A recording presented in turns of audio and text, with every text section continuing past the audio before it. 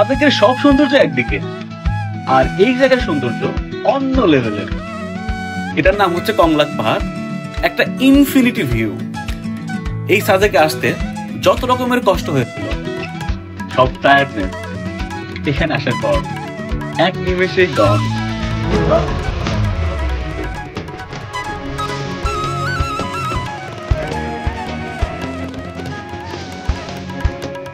ঢাকা থেকে বাসে উঠে প্রায় সারা রাত জার্নি করে ভোরবেলায় পৌঁছে গেলাম খাগড়াছড়ি শহরে। ঠান্ডা ঠান্ডা বৃষ্টিমুখর পরিবেশে আশেপাশের সৌন্দর্য উপভোগ করতে করতে সকালটা ভালোই কাটছিল। খাগড়াছড়ি নেমেই ঢুকে পড়লাম একটা রেস্টুরেন্টে, কারণ ততক্ষণে ক্ষুধায় পেট চোচো করছে।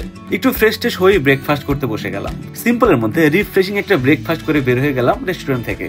ততক্ষণে আমাদের আগে থেকে রিজার্ভ করে রাখা সিএনজি এসে ওয়েট করতেছিল রেস্টুরেন্টের সামনেই। খাগড়াছড়ি শহর থেকে আমাদের যাত্রা শুরু হলো সাদেকের দিকে। ঠিক তখনই বৃষ্টির বেগ যেন বেড়ে গেল আর একটু জোরে। বৃষ্টির সাথে সাথে সাদেকে যাওয়ার নয়ন জোড়ানো আঁকা বাঁকা রাস্তা দেখতে দেখতে বেশ জমে উঠেছিল সময়টা। সাদেক যেন আমন্ত্রণ জানাচ্ছিল আমাদের আপন মনে। সিএনজিতে প্রায় অর্ধেক রাস্তা যাওয়ার পর আমরা সিএনজি থেকে শিফট করে একটা বাইক নিয়ে নেই, কারণ সিএনজি থেকে আশেপাশের প্রপার ভিউ পাচ্ছিলাম না। বাইকে ওঠার পর মনে হলো যেন অন্যরকম একটা প্রাণ ফিরে পেলাম। তখন একটা ব্যাপার মাথায় আসলো, সাদেকে গিয়ে পাহাড় উপভোগের চেয়ে সাদেকে যাওয়ার পথের সৌন্দর্যটাও কোনো অংশে কম না। তবে বৃষ্টি আমাদের ছাড় দেয়নি মোটেও, যথারীতি মোটামুটি ভিজিয়ে টিজিয়ে সাদেকে নিয়ে আসলো। সাদেক পৌঁছে আমরা উঠে গেলাম আমাদের বুক করে রাখা মাচাং নক রিসোর্টে। এই রিসোর্টটি সিম্পলের মধ্যে একদম প্রিমিয়াম একটা ভাইব দিয়েছিল। রিসোর্টে চেক ইন করে আমি একটু বিছানায় গায়ে এলিয়ে দিলাম। রিসোর্টে কিছুক্ষণ বিশ্রাম নিলাম, ব্যালকনি থেকে পাহাড়ের সৌন্দর্য উপভোগ করলাম, আর নিজে নিজে ভাবতেছিলাম পাহাড়ই সম্ভবত আমাকে বেশি টানে।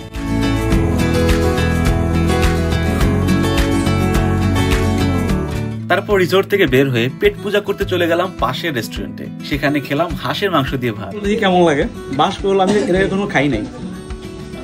বাঁশ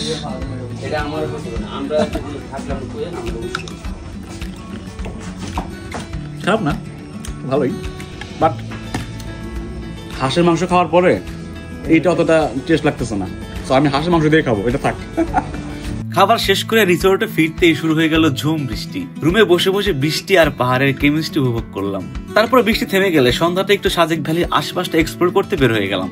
আমাদের ঘুরিয়ে দেখানোর জন্য সিএনজিওয়ালা হানিফ মামা দেখলাম হাজির। এই লোকটা অসাধারণ, নিজ দায়িত্বে আমাদের ঘুরিয়ে ঘুরিয়ে সবকিছু দেখাচ্ছিল। স্ট্রিট ফুডের প্রতি সবসময় আমার আলাদা একটা অ্যাট্রাকশন কাজ করে। সেই আগ্রহের জায়গা থেকেই দেখা শুরু করলাম কি কি খাবার পাওয়া যায় এইখানে। ঘুরে ঘুরে তাদের খাবার আইটেমগুলো দেখতেছিলাম। দেখতে দেখতে এক ফাঁকে চা খেয়ে নিলাম। এটা আবার যেন তেন চা না, ব্যাম্বো চা। জীবনভর বাঁশ খেতে খেতে সাজেকে এসে যে বাঁশের চা খাওয়া লাগবে সেটা ভাবি নাই। কিউট, ইন্টারেস্টিং, দেখি টেস্ট করে কেমন লাগে।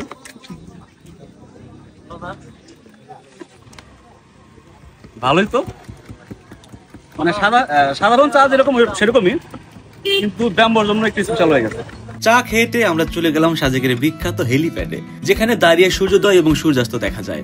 হেলিপ্যাড ঘুরে ফিরে সন্ধ্যা হয়ে গেল। আমরা বের হয়ে গেলাম রাতের সাজেক উপভোগ করার জন্য। দেখতে চাইলাম রাতের সাজেক কেমন হয়, কি কি পাওয়া যায়, মানুষ কি কি করে, কি কি দেখা যায়, এইসব।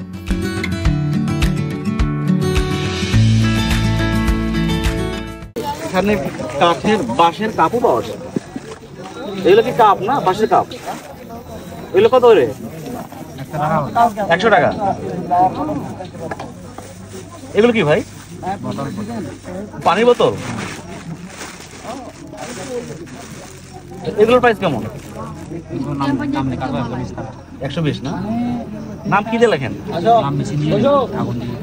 ঘুরে টুরে আবারও চলে আসলাম স্ট্রিট ফুডের দোকানগুলোর দিকে। তাদের বেশিরভাগই ছিল পাহাড়ি উদ্ভট টাইপের খাবার। সেসব আমি না খেয়ে বরং একটা জিলাপি নিয়ে খাইতে শুরু করলাম। পরের দিন মাসাং নক রিসোর্টের ম্যানেজার অসীম ভাইয়ের বাইকে চলে গেলাম কংলাক পাহাড়ের উদ্দেশ্যে। এই পাহাড়ে যাওয়ার আগে ধারণাও ছিল না যে সাজেকের আসল সৌন্দর্য এখনো দেখাই হয়নি। কংলাক পাহাড়ে পৌঁছে আমি সারপ্রাইজের চরম পর্যায়ে চলে গেলাম। এটাই সম্ভবত সাজেকের সবচেয়ে উঁচু পাহাড়, এবং এত দুর্দান্ত একটা ভিউ পাওয়া যায় এখান থেকে। ইচ্ছা করছিল সারাদিন সবকিছু ভুলে এখানে বসে থাকি, পাহাড়ের সাথে মেঘের খেলা দেখি।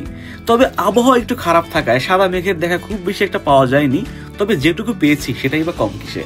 কংলাক পাহাড়ের চূড়ায় বসে একটু কাছে ডাকতেই কোলের মধ্যে চলে এসেছিল এখানকার এই কিউটি পিউটি কুকুরছানাগুলো। ওদের উষ্ণ আলিঙ্গন পেয়েই আমার সাজেক ট্যুরের সমাপ্তি ঘটলো। এবার বিদায় নেওয়ার পালা। তাহলে আজকের মতো চলে যাচ্ছি, দেখা হবে আবার অন্য কোনো দিন অন্য কোনো ভ্রমণের গল্প নিয়ে। ততক্ষণ পর্যন্ত ভালো থাকবেন সবাই, আল্লাহ হাফেজ।